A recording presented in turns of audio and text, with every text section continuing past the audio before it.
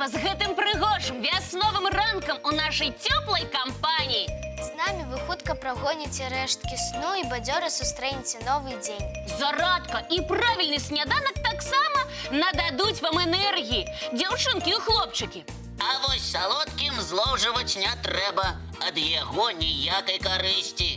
Які ты строгі, Лесік. Шакалад і мёд, я лічу, не пашкодзяць. Ага, такія прысмакі дазваляюцца, асабліва мёд. Толькі калі ён натуральны. Дарэчы, мы з Касей знялі невялікае відэа пра нястомных збіральнікаў, якія з самага ранку працуюць, не шкадуючы ні крылаў, ні лап, дзеля кропелькі мёду. Вы не пабаяліся і увязаліся за пчоламі? Не толькі за пчоламі, але і за чмялямі. Знялі нават шэршню, хоць і не робяць мёд. Якія вы смелыя, яны хоць вас не пакусалі падчас здымак? Не, мы ж асцярожныя зайцы. Не забываліся на правілы бяспекі і захоўвалі патрэбную дыстанцыю з нашымі героямі. Цікава паглядзець, якое кіно ў нас атрымалася. Канешне, яшчэ пытаеш. Тады бзж-бзж паляцелі да чмяля і яго сяброў. Гэтым пухнатым працаўнікам не страшныя ні холад, ні дробны дожджык, ні прыцемкі. Не шкадуючы сябе, чмялі збіраюць пылок і нектар з самага ранку і да позняга вечара. Самая галоўная асаблівасць чмялёў у тым, што яны могуць самастойна сагравацца да плюс 40, нават калі тэмпература паветра ніжэй на 20-30 градусаў. Як? Вельмі хутка машуць крыламі і так саграваюцца. Менавіта таму ранняй вясной чмялі самымі першымі з насякомых пачынаюць свае палёты, нават калі тэмпература паветра не больш 5 градусаў. Гледзячы на іх пухленькае цельца, цяжка паверыць, што чмялі хуткі і манеўрныя, але гэта так, сябры. Уявіце сабе, сярэдняя хуткасць палёту чмяля складае 3 метры за секунду. Гэта азначае, што чмель здольны пераляцець футбольнае поле ўсяго за 30-40 секунд. Ведаю, што вы зараз падумалі. Паспрабую уцячы ад такога пілота. Не хвалюйцеся, чмялі вельмі мірныя насякомыя, зусім не агрэсіўныя. Яны выдатныя апыляльнікі. Іх працоўны дзень даўжэйшы, чым у пчол, і працуюць чмялі хутчэй. Напрыклад, за 1 хвіліну чмель наведвае ў сярэднім 25 кветак, а пчала усяго 10-13. Аднак што мы ўсё пра чмялёў ды пчол? Яны, вядома, працаўнікі-апыляльнікі, якія зранку да вечара збіраюць нектар на мёд. А вось гэтыя ярка-жоўтыя паласатыя красуны з тонкім станам і вялікай галавой выклікаюць шмат пытанняў. На кагосьці яны наводзяць сапраўдны жах. Так, гэта шэршні, насякомыя з сям'і сапраўдных воз. Жывуць вялікімі сем'ямі ў прасторных гнёздах. Як вам такі дом, а? Сапраўды цікавая канструкцыя са шматлікімі ўваходамі. Шэршні заўсёды творча падыходзяць да будаўніцтва гнязда. Як і да выбару месца для яго. Бачыце, на якім фундаменце пабудавалі сваё жыллё? Так, на старой спакоўні. Арыгіналы. Матэрыял для будаўніцтва гнязда шэршань збірае з гнілых пнёў, з галін дрэў. Дарослыя шэршні сілкуюцца салодкай расліннай ежай, сокам, які выцякае з бяроз і дубоў. Любяць яблыкі, грушы, слівы. Толькі не думайце, калі ласка, што ад шэршняў няма ніякай карысці. Маўляў, мёд не робяць, а ў дадатак раззяваюць рот на вашы яблычкі з грушамі. Не, мае даражэнькія, шэршні – санітары саду. Яны палююць на тлю, кляшчоў і іншых садовых і лясных шкоднікаў. Без асаблівых намаганняў шэршань здольны знішчыць даволі вялікіх насякомых – саранчу, мух і воз. Атакуюць санітары таксама старых і хворых пчол. Імі яны кормяць сваіх лічынак. Здаровых і маладых пчол шэршні не чапаюць, таму іх адносяць да карысных насякомых. Жаліць шэршань толькі тады, калі яго спрабуюць схапіць. Не рабіце гэтага, сябры, бо укус шэршня вельмі балючы. Да таго ж, атакаваны шэршань падае сігнал трывогі, і яму на дапамогу ляціць цэлы рой. Лепш з шэршнямі жыць па суседству мірна. Тады і вам будзе ахова ад мух, камароў і кляшчоў, а ім сытна і спакойна. Што ж, наша з Лесікам кіно скончылася. Падчас здымак ніхто не быў укушаны. Вельмі цікава, дзякуй, сябры. Вельмі добра, што табе спадабалася.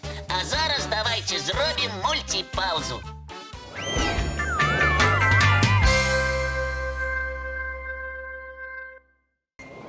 Вось такая гісторыя. А мы рухаемся далей. І наперадзе у нас віктарына. Віктарына на веданне геаграфіі нашай краіны. Ой, цяжкімі будуць пытанні. Лёгкімі, Кася, на тэму, на якіх рэках стаяць беларускія гарады. А я ведаю, Мінск на Свіслачы. Правільна, ўсё проста, таму далучайцеся да нашай гульні, дзяўчынкі і хлопчыкі. Увага! Першае пытанне. На якой рацэ размешчаны Магілёў? Магілёў, ён ва ўсходняй частцы. Кася, зараз Даша адкажа. Не, я ведаю, на Дняпры. Безумоўна, на Дняпры стаіць Магілёў, а таксама Орша, Шклоў, Рагачоў, Жлобін і іншыя. Дняпро найбольш працяглая з усіх рэк Беларусі. Сапраўды. Я ж ведала. Зараз маё пытанне. Увага! А ці ведаеце вы, даражэнькія турысты, на якой рацэ стаіць горад Віцебск з яго легендарным славянскім базарам? На беразе заходняй Двіны. Гэтая рака цячэ па тэрыторыі Латвіі, нашай краіны і Расіі. Правільна! На заходняй Двіне размешчаны не толькі Віцебск, але і Полацк, Новаполацк і яшчэ некаторыя гарады. Ух, якія вы дасведчаныя! Усё ведаеце! Твая чарга, Даша. Увага, на якой рацэ размешчаны наш прыгожы заходні горад Гродны. О, я ведаю. Дзяўчынкам трэба саступаць, Лесік. Таму я на Нёмане. Так, Даша? Так, Кася, гэтая рака пачынаецца з нашай краіны. А далей цячэ праз Літву і ўпадае ў Балтыйскае мора. О, Лесік, выхваляйся сваімі ведамі. Зусім не. Просто дапаўняю твой адказ. Працягвай ужо. Увага, сябры! А ці ведаеце вы, на якой рацэ стаіць другі пасля Мінска па колькасці насельніцтва беларускі горад Гомель? Якое разгорнутае пытанне, Кася! Браво! На рацэ Сош, звілістай і вельмі прыгожай. Сош – левы прыток Дняпра. І апошняе пытанне ад мяне. Ці ведаеце вы раку, на якой размясціўся Брэст? Заходні Буг. Брэст горад над Бугам. Малайчынка, Даша! А я не паспела. У наступных праграмах мы працягнем нашы геаграфічна-турыстычныя віктарыны, бо набліжаецца сезон летняга адпачынку. А зараз давайце глядзець мультфільм. Так.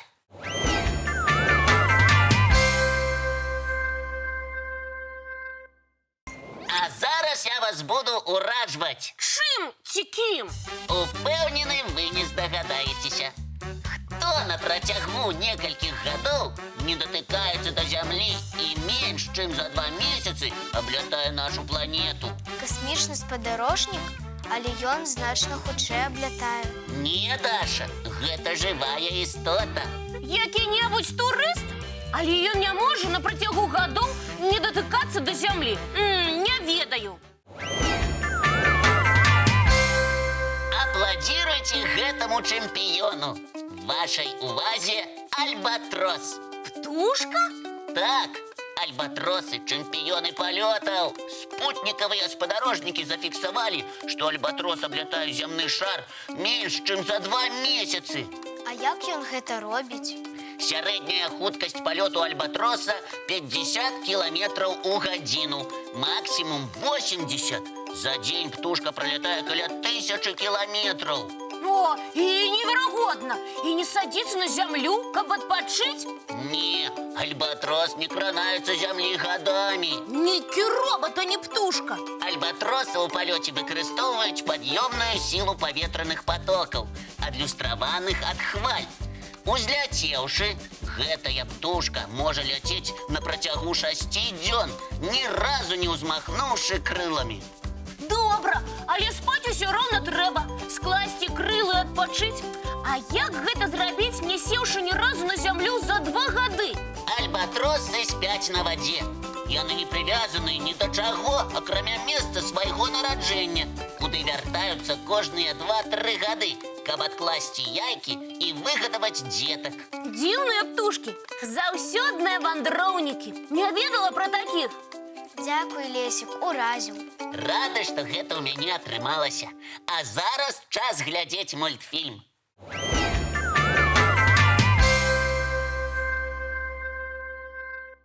Што ж, сябры, прыйшоў час развітвацца. Радаснага вам дня, дзяўчынкі і хлопчыкі. Багатага на прыемныя сюрпрызы. І добрыя адзнакі. А мы сустрэнемся з вамі зранку у нашым